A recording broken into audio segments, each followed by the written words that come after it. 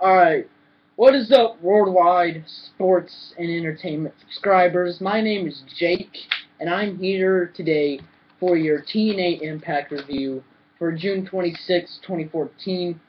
Before I get started, I would like to ask you to please hit that like button, please hit that subscribe button, show us some love. We're trying to grow the channel out since a douchebag by the name of Knock Knock closed down the Revolution channel. Before I get started into the review, I want to thank Blake for letting me get on this new group channel again. Always great. Gets us great exposure for not just this channel, but for all of our channels. As individuals. So there will be a link to my channel in the description, as well as some other stuff. It'll be at the top of the description, though. So without any further ado, let's get into the review. The show started off with a recap of Bobby Lashley winning the World Heavyweight title last week on Impact with his match with Eric Young after he lost to Kenny King, or after he beat Kenny King earlier on in the night. MVP made a match. Bobby Lashley faced EY for the title. Bobby Lashley won, and then Roode would return and attack them. Money, Power, and Respect, which is Bobby Lashley, Kenny King, and MVP, were backstage. They're planning a celebration for Bobby Lashley. Then the Beautiful People would face Taryn, Tarrell, and Gail Kim, and the Beautiful People are made up of Velvet Sky and Gail Kim.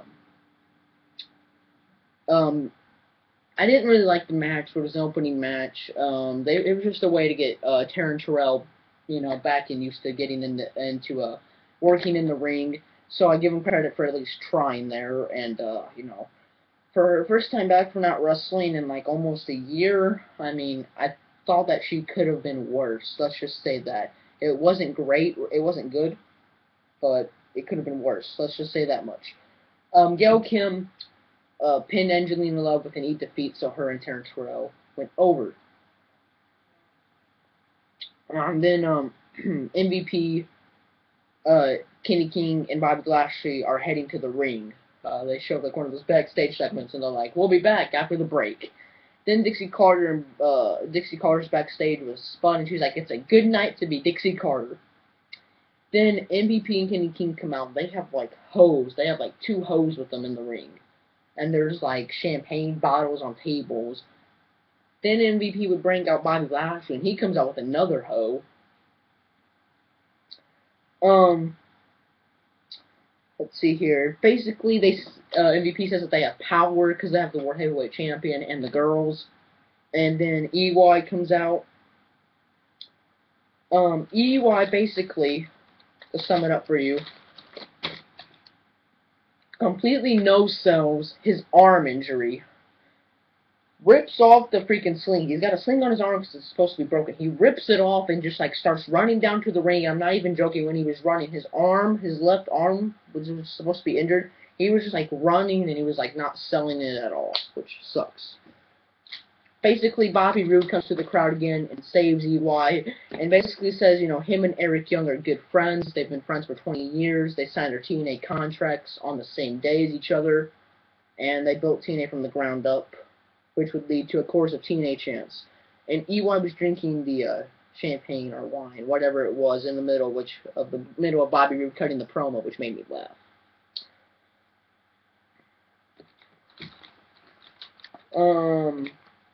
Basically, a TNA board of director named Earl Sullivan Armstrong came out, and he was like, "We're gonna have a new board of we're gonna have a new director of operations, and it's not gonna be you, MVP, but we'll announce him later on the show." Then the Menagerie, who is Knux, Rebel, the Freak, and Crazy Steve, they owe somebody money. I'm guessing it's Knux's dad, because he's saving the family business in the circus that his dad used to run.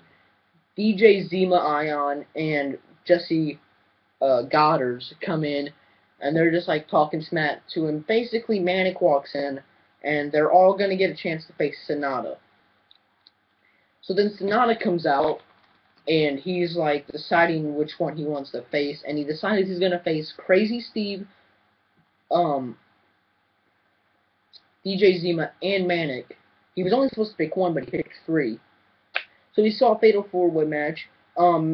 my favorite spot of the night, this was my favorite spot, no, not my favorite spot of the night, but my favorite spot of the match, was Sanada has Manik ready for the running bulldog. He does a running bulldog and clotheslines Crazy Steve while doing the bulldog to Manik. It was really cool. It was a bulldog clothesline combo, and Sanada would end up going over on DJ Zemo with I believe it was a tiger suplex. I thought it was a good match. Kept me on my toes, and it was fast-paced. Good stuff, TNA. Dixie and Spud are backstage heading to the ring because they wonder who the director of operations is. Basically, Dixie comes out. She thinks it's her. You know. Basically, the board member comes out again and says Dixie's not the director of operations, but he will be announced at the end of the show. Then Bully Ray comes out. They tease putting Dixie Carter through the table, but ultimately EC3 and Spud would end up saving her because Bully's like, I'm going to kick Spud in the face, drink your champagne, and then put you through a table. EC3 ran out. He cleared EC3 out of the ring, kicked Spud in the face, drank the champagne, threw it away, or threw it out of the ring, and then went to put Dixie through the table. Spud runs in, flips the table over, runs out of the ring, and EC3 pulls Dixie out of Bully's hands and runs away. And Bully was like, you were this close. Then we would see James Storm versus Ken Anderson.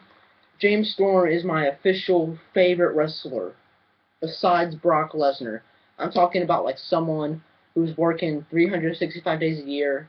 I'm not trying to hate on Brock, because Brock does what he can, but James Storm is my favorite, like, full-time wrestler, and Brock Lesnar is the man, though. James Storm countered a mic check into a last call to go over. I thought the match was a little bit too short. I think it should have been a little bit longer, but besides that, it was a decent match. I think it should have gotten more time, though. Then they show a limo pulling up to the arena, and they're like, oh, that's the director of operations. Gunner and Samuel Shaw have one of their segments. They're in like this padded room area. They've been playing these for about a month now. And basically they're releasing Samuel Shaw out of the padded cell thing, but he has to go with Gunner. Then Storm and Sanada have a backstage segment. Basically, there's a thing called the X Division title if you don't watch TNA.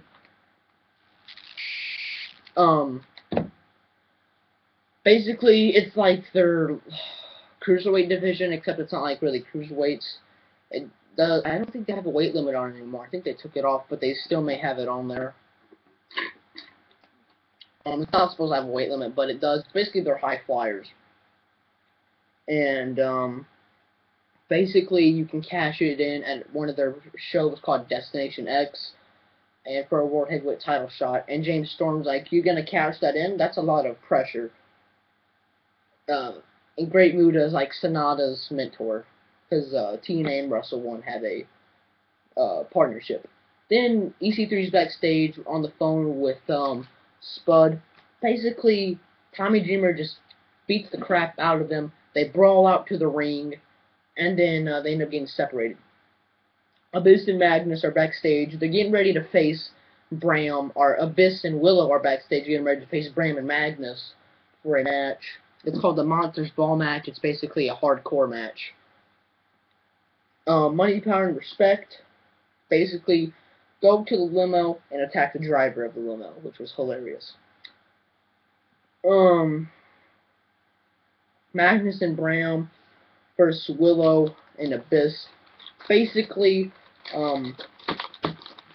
paraphrase what happened in the match. It was a hardcore match. There was a lot of hardcore stuff in it. It was awesome. It was a really good match. Basically, Bram and Magnus go over. There's this spiked 2x4 Abyss carries around called Janice. Bram hits Abyss with it. 1, 2, 3. Then it is announced that the director of wrestling operations is Kurt Angle. And then Bobby Roode was supposedly suspended. Well, he gets unsuspended now by Kurt Angle. And then he sets up a title match next week with Eric Young versus Bobby Lashley for the World Heavyweight title. Good stuff. That's all I got to say about that. If you want to see a fuller version of the review with just a couple of the guys, like I said, there's a link to my channel in the description. Please go check that out. Please hit like and subscribe to the new channel. Overall, I will give this episode of Impact a 6.25, which is a 6 1/4 out of 10. Very good edition of TNA Impact. And that's all I really got to say, guys. Thank you for tuning into the video. Please hit like and subscribe, like I said before. And you guys can find me on Twitter. It's Jake_the_face. That's at Jake_the_face. I'll put a link. I'll have a couple links in the description. That's all I really got to say about it, guys. Thank you guys for tuning into the review. Until next time, peace out.